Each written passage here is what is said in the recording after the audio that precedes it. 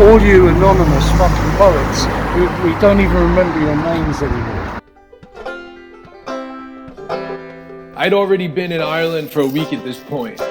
We were drinking every single night at this pub across the street called the CROFT. We were supposed to take it easy. The night before I was headed to Kenmare from Suncroft, but then Patty came in, and then Benji came in, and then the bartender I hadn't met yet was there, so we ended up drinking all night.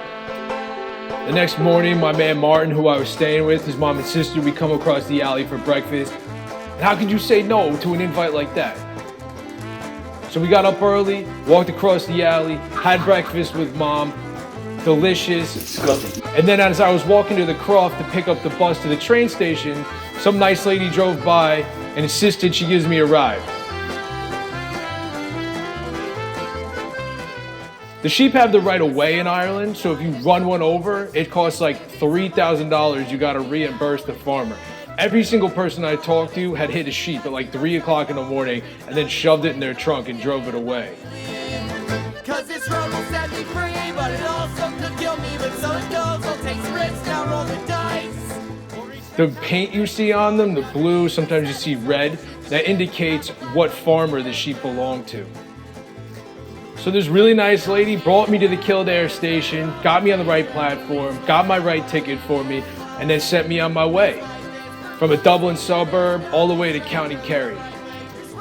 Now the whole point of this leg of the trip is that this guy John Sexton had emailed me like 2 years ago and said if I ever wanted to do a reading in Ireland, to hit him up. So 2 weeks ago I quit my job, and on the way out I messaged John and I said, hey, I'm coming to Ireland in 2 weeks, please set something up. And this guy got back to me and said, I host a huge show at a hotel in Kenmare, come on out, we'll feature you.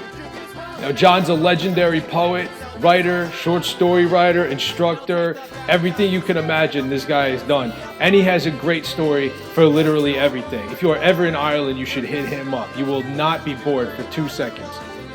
Now, at the Killarney station, John immediately takes me to this statue for a woman called Sparebean, which I think translates to spirit woman.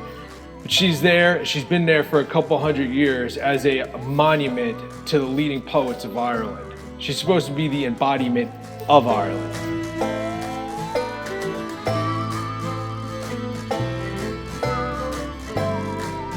And for good measure, on the way from the Killarney station to John's house somewhere up in the mountains of Kenmare, we drove through Kilgarvan, which is another city that remembers and honors its poets. They're farmer poets. Johnny and the Cronin brothers, they're farmer poets. And they lived out on the mountainy lands of Coolay, which is, can you see the mountains up there? Right, that's the direction where they lived. And they wrote ballads and songs, and they're commemorated here. And also commemorated, this is the important thing, because this is every other fucking poet in the world, this is you, and all Kilgarvan's poets, all you anonymous fucking poets, we don't even remember your names anymore. Look, we remembered 3, that's good.